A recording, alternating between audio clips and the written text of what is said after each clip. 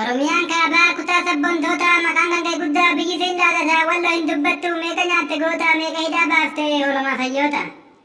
Gaaf calii calanqoo seenaan hin dubbata harkaa farma muranaa ijoollee abboota gantuuf ergamtuu sirratti xiyyeeffata ati jara kanaan walii galtee nyaatta. Kana addee tuftaa yaalmaa saroota afoon adamalii godhaddaa irbaata isa mata rusoo qoontaa jalii haddaa waara hidhaa jirus jumlaa gurguraddaa qircaa walee heraa faasikaa qaladdaa. Diigattiin unaddaa garaattiin guuttaddaa adda waayibaasaa sitaattiin jaaraddaa qeerroon dhufuu jira mala wargaafaddaa gaafatamuu teessuutii fi qopheeffaddaa mootummaa Israa'el deeggarsa kadhaddaa.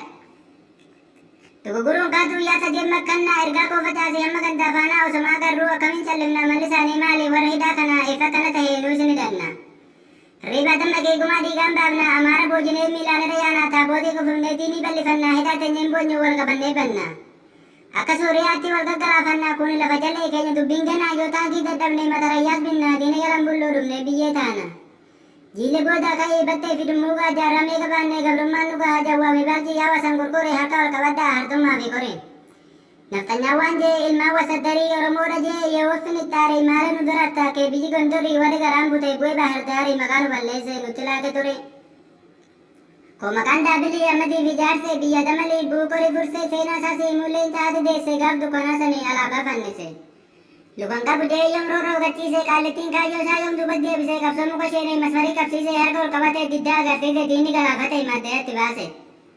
Warra biyyaa ga'ee ibidda liqimsee wajjin wareegamee aluwaa yoom deessee nu ifaduu baasee ilmaasaa boochisee dhiigni damalii qaxxalee lalisee lafatti geenamnee wal nu ficcisiise.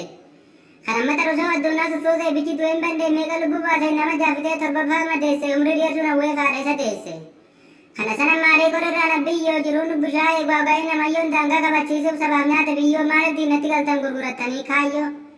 Biyyoon jamaalaa shunburqituun dareensaa warra lubbuu dhabee kamimeen kamdiisaa wayiniin nama nyaatu amalaa bookkisa akkamiin nu busha amaara bineessa garee nu fakkaatee nurratti bobbaasatii namatti nyaatee shubbisee bookkisa. Kawwamata matee qorii gubbaan kaakkaa jafaroofi bu'uu magaalaa walakkaa jannata kaddaa fi usmaan burraan kagoonni lubbuu kennee diina walakkaa dhaloota boodaatiif seenaa lafa kaaha. Yaa Oromoo walloo mee takka ol tahaa amaara cunqursaa gadi buusaa dhahaa karaa itti cufaa lukumaan ari'aa gumaan ijoollee keenyaa baasa bakkaan gaha.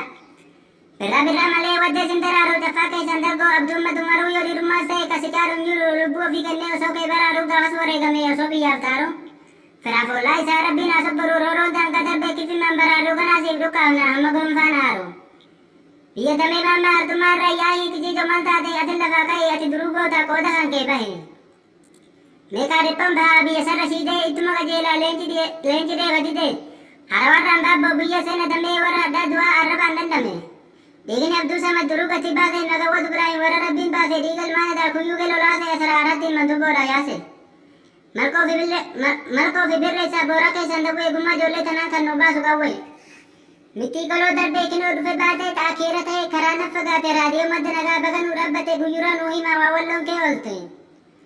Akka jendee mitii araari diiggatee duguggaa sanyiidhaa har'a soom dhaabbate agaasii daattee afaaniin dhukkaate gabrummaan iyyite afaan nu baaftee si Oromoo walloo maal sin jalaa hate. Dhiigaan hin daddallee lafa qotee nyaate ilmaan guddifatee garii qoraan baatee maaliif gugguufta mootummaan taattee akkuma burqa ol darbe yoo hundee qabaatee deebisee hin baatu eefa dheera taate. Aduun linnaa kaatee gadi fuula galtee yeroo biyya xinnoo natti qabatee anasitti himaa waan affaarii taate. Taruun isii kaa baatee waan hojjetee Oromiyaa dhiisii waan Itoophiyaa taate Afrikaan dhiisu kaliijii taate. Sudaanii fi Eertiraan kan utuubaa kaate hammi dhumtee kaata bilisoomte. Intarneetii dhootee yoo iyyuu gaafatte seenaan isii hima yoo amanuu baatte saaruun kan ta'e yamaniin maal taate hidhaatti hin guuramne takbiir jettee kaate aliif dalla saalaa huutiin galaafatte Abdurabbo Massooriyaatitti haate mootummaa qolatte abbaa biyyaa taate. Ingiliziin dhaquu kuni warra kutee barumsa saayinsii mataa tafasate yeroon teknooloojii qilleessa qorate. Achiin gara galaaloogiyaa samaraa gawwaan irraan baate bilisummaan baana kinoo kana taate waan humnatti hin qabne maaliif waadaa sheente tikisii kee laalii waan ati hojjette goomuunniif goomta summaasi qabde boolla ofii qotte ofumaatti cabde. Garba keessaan baabboo qeerroo warra waayyuun waqqabaa jee osoo nutti iyyuu lakki yaa Oromoo dirmatu nu wayyu. Yejju keessaan darbeen dhaqe raayyaaf qabboo diinni shiraatu diinni keenya tokko tarjumaan dubbataa Oromoo saba koo baay'een gaddate afaan wallaaluu koo Oromiyaan bal'aa kutaa 11 dhiifamnaa godhaa badii isa kaanko. Duwwaashaa 32 jettee bilbiltee welkaamistiin jaa yeroo ati feete gaafatuu dandeessa yoo komii qabaate mirga guutuu qabda si ati maal taate wajjin baatee buuna yoo isoo qabaate gala irra gorra amaara maajate.